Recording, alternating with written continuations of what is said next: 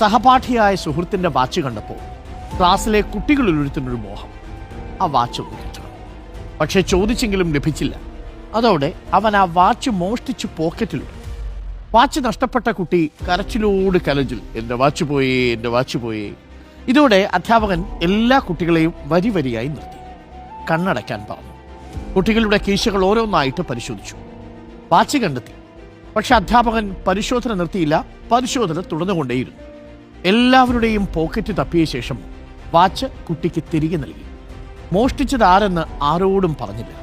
മോഷ്ടിച്ചവൻ അധ്യാപകന്റെ രൂപത്തിൽ അന്ന് ശരിക്കും ദൈവത്തെ തൊട്ടുമുന്നിൽ കണ്ടു. അധ്യാപകൻ അവനെ ശാസിക്കുകയോ ശിക്ഷിക്കുകയോ ചെയ്തില്ല. എന്നാൽ ഇനി ഒരിക്കലും മോഷ്ടിക്കില്ലെന്ന് അവൻ തീരുമാനമെടുത്തു. കാലമേറെ കഴിഞ്ഞപ്പോൾ അവനും ഒരു അധ്യാപകനായി. തൻ്റെ ആ പഴയ അധ്യാപകനെ അവൻ പിന്നീട് ഒരിക്കൽ കണ്ടു. എന്നാൽ അവനെ അധ്യാപകൻ തിരിച്ചറിഞ്ഞില്ല. അവൻ ആ വാച്ച് മോഷണം